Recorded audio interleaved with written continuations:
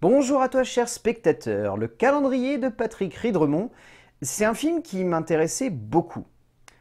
Peut-être parce que c'est un film de genre, et que tout simplement, vous le savez, ici on adore les films de genre, ou peut-être que c'était également parce que je dois avouer que le pitch, tout autant que son réalisateur, me donnait particulièrement envie. Parce que son premier long métrage était, si ce n'est une grande surprise, au moins une petite révélation.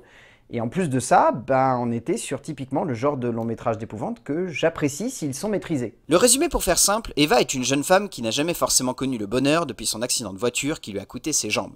Depuis, elle vit au jour le jour, mais cela va changer le jour où, de retour d'Allemagne, sa meilleure amie Sophie lui apporte un étrange cadeau.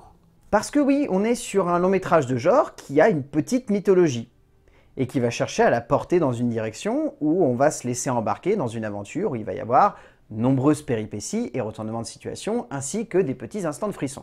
Patrick Ridremont n'en fait pas non plus un extraordinaire moment de cinéma. Je trouve que c'est un film qui est bourré de pas mal de petites maladresses, notamment un rythme assez bâtard et une ambiance qui par moments oscille entre grands instants de justesse et moments maladroits où on se dit « Ah, ça aurait pu être un petit peu plus subtil » ou « Ça aurait pu être un petit peu plus fin dans sa manière de se concevoir », mais où au bout, on se dit quand même que le voyage en valait le coup d'œil, parce qu'on est quand même sur un film de genre qui cherche à développer tout un petit univers, à raconter une petite histoire avec un personnage que je trouve assez fort, qui a une vraie motivation et qui a surtout un rapport assez fort avec des personnages secondaires qui sont bien amenés et une vraie aventure.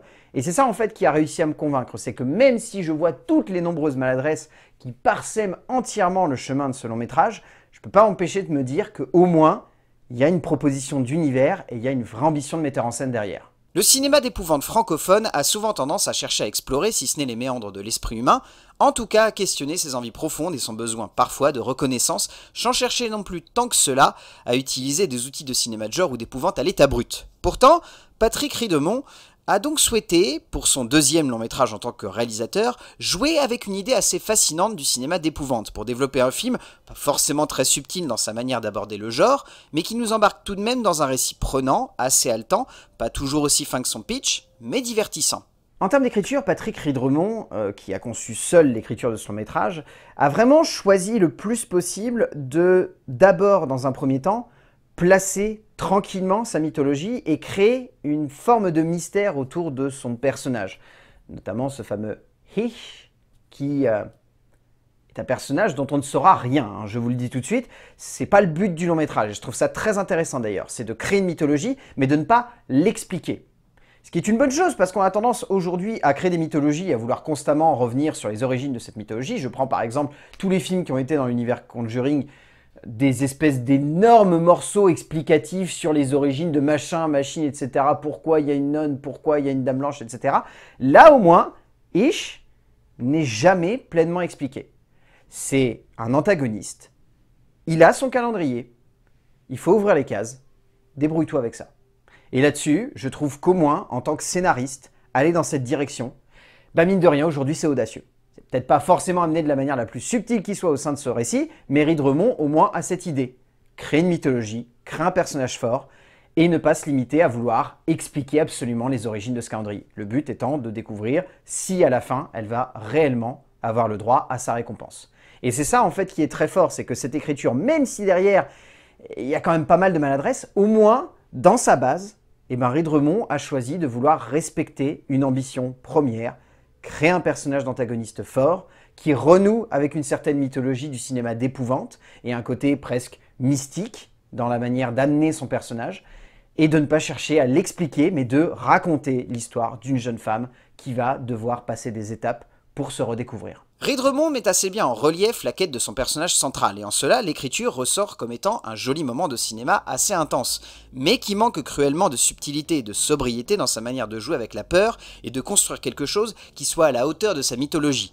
Le scénariste s'en sort avec les honneurs donc, mais aurait clairement pu nous offrir quelque chose d'un poil plus élégant dans son genre, et malheureusement, lorsque l'on arrive à la fin de ce récit, on a un peu l'impression que même si la base est un minimum crédible et juste, le tout manque clairement de finesse et d'exécution, ce qui est un peu dommage. En termes de mise en scène, Ridremont a pas forcément utilisé les meilleurs aspects et principes du cinéma de genre au sein de sa mise en scène.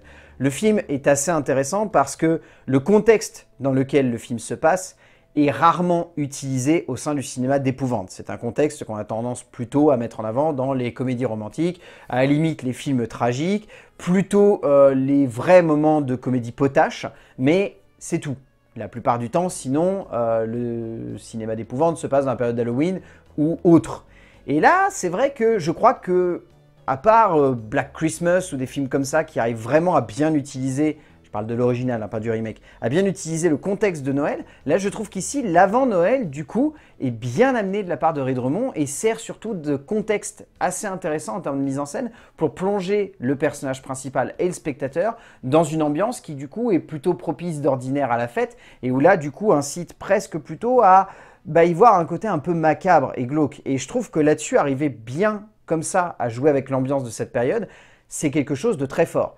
Derrière, faut pas s'étonner d'avoir aussi l'impression par instant qu'on n'est pas non plus totalement dans la période de Noël, qu'il y a quelques instants où j'étais presque plus dans l'impression qu'ils oubliaient qu'on était dans la période de Noël. Et c'est un petit peu dommage parce que je pense que Ray Dremond aurait pu un peu plus s'appuyer justement ce contexte-là. Le fait qu'on était dans la période de Noël, de jouer sur le côté, on va se retrouver en famille, on va s'offrir des cadeaux, etc. Et je trouve que c'est un petit peu dommage parce que ça manque de cette profondeur-là. Mais derrière, la mise en scène appuie quand même assez bien certains aspects pour faire en sorte que l'on ressente la période et qu'on se dise que même si c'est maladroit, c'est quand même intéressant. Ray Dremond exécute assez bien la mise en scène de son récit, parvenant à osciller avec une grande justesse entre petits instants de peur justement dosés et moments d'émotion un peu plus sentis et fins. Même si, comme souvent dans ce genre de récit, on ressent également les manques à combler d'un pitch accrocheur mais pas exploité jusqu'au bout. On ressort donc avec la sensation que cela aurait pu être un poil plus maîtrisé par le metteur en scène belge, mais qu'il tient tout de même assez bien la barre de son navire, nous emmenant dans un cinéma de genre que l'on n'a pas forcément l'habitude de voir au sein du cinéma francophone, donc cela reste une jolie proposition, maladroite certes, mais intéressante. En termes de casting, je trouve que dans les rôles secondaires, il n'y a pas forcément plus que ça d'acteurs qui ressortent. Je dois avouer que Clément Olivieri est un des acteurs que j'ai le plus apprécié dans ce film parce que je trouve son interprétation de William assez intéressante. Elle n'est pas extraordinaire, mais je trouve qu'elle est assez juste. À côté, je trouve que Yanis Abric dans le rôle de Antoine est pas trop mal, mais sans plus. J'ai beaucoup aimé Honorine Magnier ainsi que Sabrina Lopez-Léonard, que je trouve tous les deux assez intéressantes dans des rôles qui pourraient sonner comme très clichés, mais où elles arrivent quand même à leur donner un petit peu de caractère. Mais après, je dois avouer que si le film, on le retient, c'est surtout parce que son actrice principale arrive à bien interpréter le personnage. Et Dieu sait que je pense que ça aurait pu être caricatural, grossier et facile d'interpréter cette héroïne, mais elle s'en sort extrêmement bien. Eugénie Derouan s'en sort assez bien dans le rôle titre, un rôle complexe qui aurait pu être très caricatural, mais que la jeune actrice arrive à rendre aussi énigmatique qu'attachante, et là-dessus, elle s'en sort à merveille. Au bout du compte, Le Calendrier est un film d'épouvante que je trouve plutôt intéressant. Je ne dirais pas qu'il est parfaitement maîtrisé, mais je dirais qu'il y a une vraie ambition de metteur en scène derrière, et il y a surtout quelque chose d'intéressant, c'est que c'est un film à mythologie horrifique. Et ça, mine de rien, on en a peu dans le cinéma francophone. On a des films qui cherchent de temps en temps à explorer certains personnages plus ou moins énigmatiques, mais c'est rare de voir des films d'épouvante belges ou français avec une vraie mythologie autour de quelque chose d'énigmatique où on ne va pas forcément avoir toutes les réponses lorsqu'on va arriver à la fin. Et je trouve que là-dessus, Le Calendrier de Patrick Ray Dremond est une bonne preuve que le cinéma français et belge peut parfois proposer des choses intéressantes. Donc si vous avez l'occasion de le voir au cinéma, allez-y, parce que vraiment je trouve qu'il est plutôt original dans son genre, même si derrière, il y a quelques maladresses, mais ça reste très bien. A plus!